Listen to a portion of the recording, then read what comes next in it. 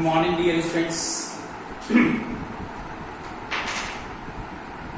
चलिए आइए, आज मैं आप लोगों को इस सेट्स पर कुछ और प्रॉब्लम्स एक्सप्लेन करने जा रहा हूं।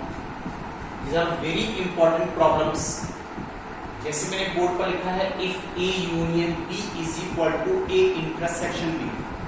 टू सेट्स है जिनका यूनियन उनके इंटरसेक्शन के इक्वल है, तो शो कीजिए कि A is equal to B होना चाहिए। Obviously it is clear, whenever the two sets are equal then we can say their union and intersections are equal. लेकिन यही चीज अब आपको यहाँ पर प्रूव करने को कहा गया है कि आप इसको प्रूव करके दिखाइए। तो देखिए यहाँ पर ये तो गिवन पार्ट है, दिस इज गिवन, और आपको शो करना है कि A is equal to B है। मैंने आपको पहले भी बताया था, इस तरह से आप लोग करते हैं। इट इज सफिशिएंट टू से, इट इज सफिशिएंट टू से, अगर हमको इक्वल प्रूव करना है तो हमको प्रूव करना है कि A सबसेट ऑफ B और second part is B is the subset of A। तब आप कह सकते हैं कि दोनों वैल्यू आपस में इक्वल है।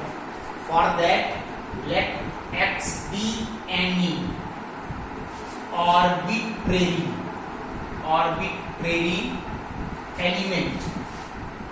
element of set A। हमने यहां से क्वेश्चन को स्टार्ट किया है।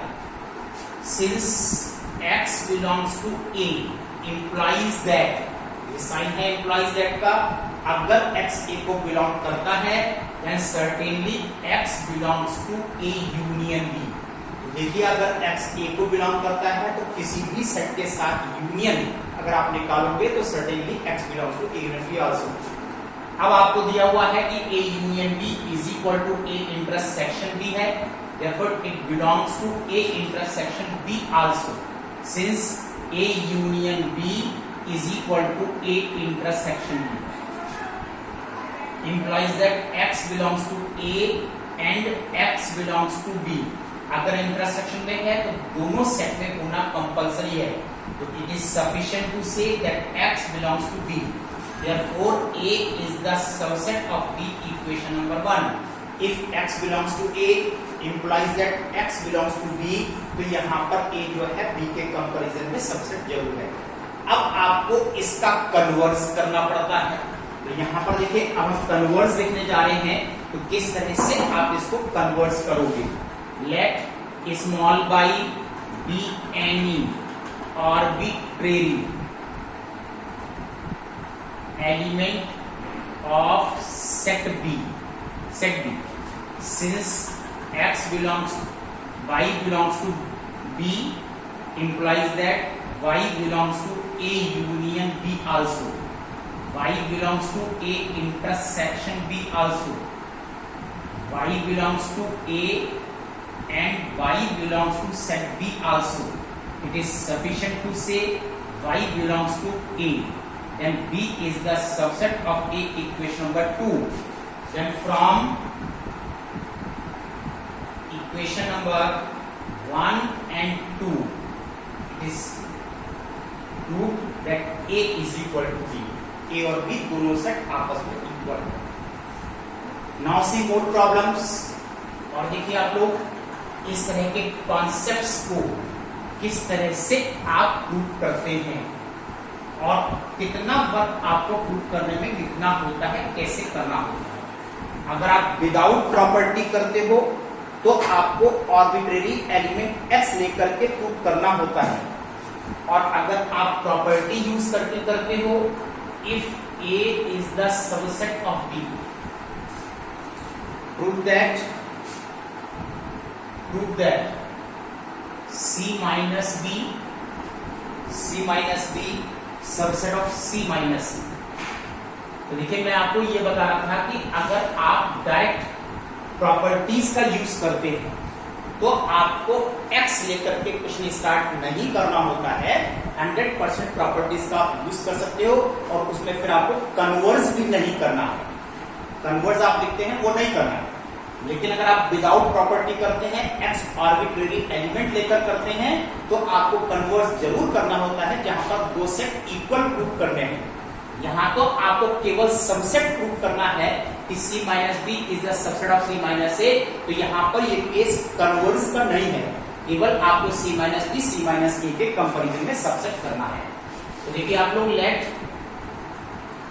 X be any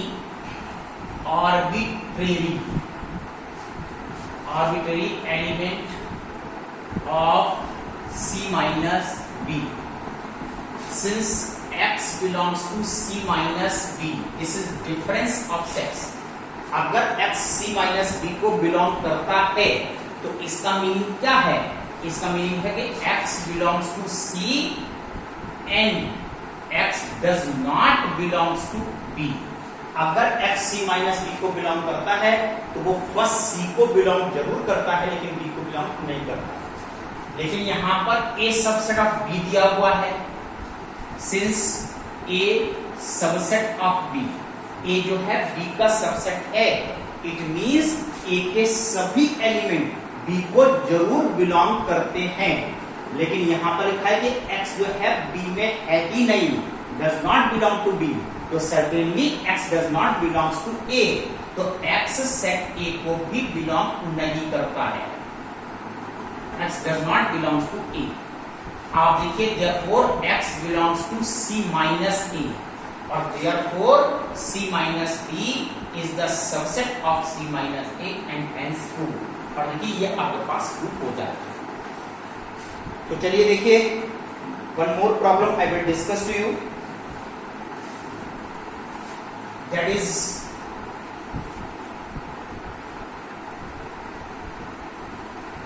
A problem है A union A intersection B। आप देखिए यहां पर क्वेश्चन में दिया हुआ है कि using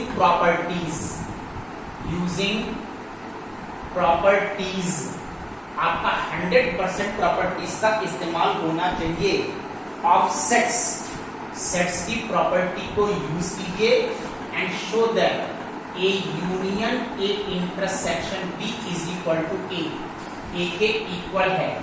now second part is A intersection A union B, that is also A के इक्वल है। ये आप प्रूफ करके निकाल करके दिखाइए। तो देखिए यहां पर किस तरह से प्रूफ करते हो। देखिए मैंने अभी बताया कि अगर प्रॉपर्टीज का यूज करना है तो इज इक्वल टू का मतलब ये नहीं है कि आपको left hand side right hand side का subset and right hand side left hand side का सबसेट प्रूव करना है।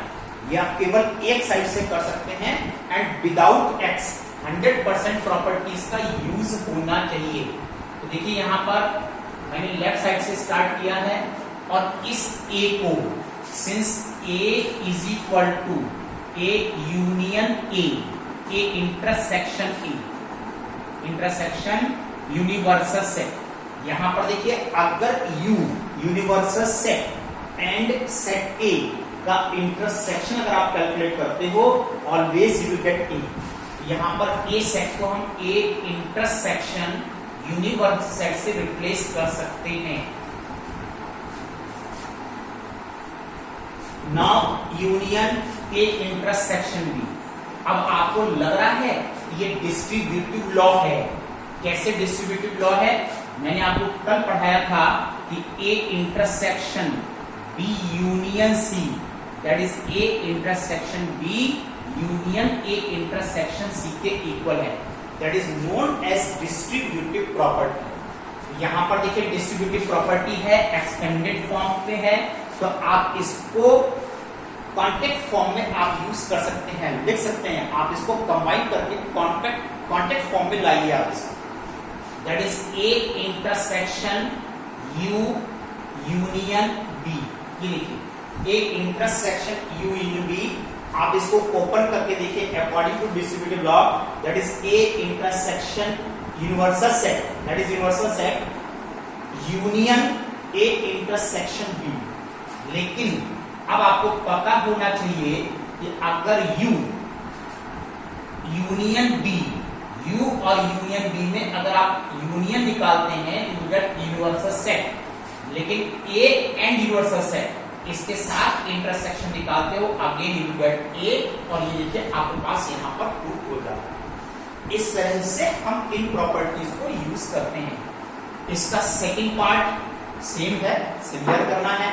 कैसे करना है देखिए यहां पर A intersection A union B, और ये शो करना है ए के इक्वल है। यहां पर इस ए को हम यहां पर मार्क कर सकते हैं ए यूनियन फाई। अगर इस ए का फाई के साथ अगर आप यूनियन निकाल देते हो तो यहां पर इसकी वैल्यू ए के इक्वल ही है। Intersection A union B, again this is the distributive property. अब ये डिस्ट्रीब्यूटिव लॉ है और इसको आपको कंबाइन करना है। कंबाइन करके आपको ओरिजिनल फॉर्म में डिस्ट्रीब्यूटिव प्रॉपर्टी लाना है, that is A union phi intersection B. This is A union, और फाई और बी में अगर आप इंटरसेक्शन कैलकुलेट करते हो you get phi, that is A. और देखिए यहां पर ये हमारे पास ए के इक्वल प्रूफ हो जाता है। आइए डियर स्टूडेंट्स, ये जो मैंने आप लोगों को कॉन्सेप्ट्स बताए हैं, I will discuss with you one more question on the same properties, how you will solve, कैसे आप सॉल्व करोगे, और इनकी आप प्रैक्टिस कीजिए, क्योंकि एक ना एक क्वेश्चन आपके एग्जामिनेशन में जरूर पूछा जाएगा। देखिए, if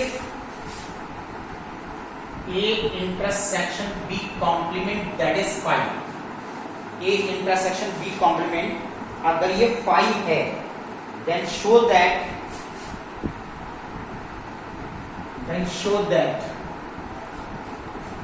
A is equal to A intersection B है, ये प्रूव करके दिखाइए। and hence show that A subset of B,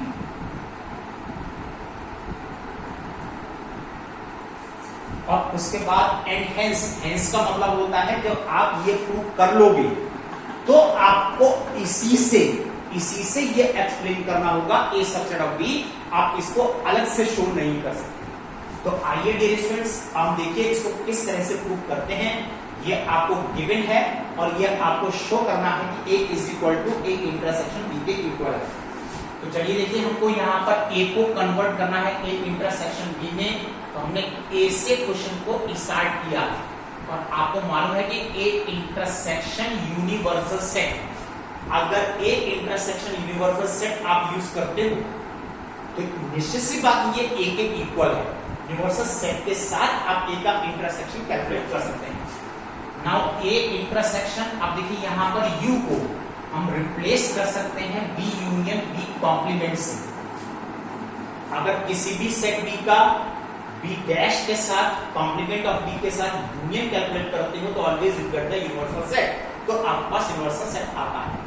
अब एक साइन इंटरसेक्शन आया है, एक यूनियन आया है, तो आप डिस्ट्रीब्यूटिव लॉ यूज कर सकते हैं, और according to distributive law A intersection B union A intersection B complement,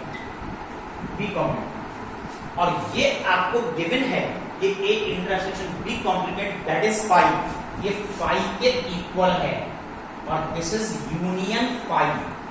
और यहां पर किसी भी सेट का अगर फाई सेट के साथ अगर आप यूनियन कैलकुलेट करते हो, always you get A intersection B, because phi is the empty set.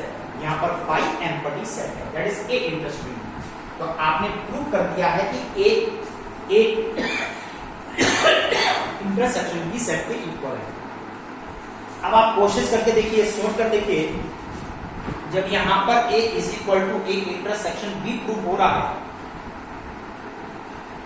तो A intersection B A set के इक्वल है, राइट। A इंटरसेक्शन B क्या है कि वो एलिमेंट इसमें है जो A एंड B में दोनों में कॉमन है, वो एलिमेंट है, अब वो सेट A के इक्वल है। इसका मतलब कॉमन एलिमेंट्स सेट A के इक्वल है, तो निश्चित सी बात है कि A जो है B के कंपैरिजन में सबसेट जरूर है। और देखिए कैसे है, अगर आप यहाँ पर एग्जांपल लेकर के इसको समझना चाहेंगे तो देखिए आपको अभी समझ में आ जाएगा किस तरह से हमने यहाँ पर लिखा है।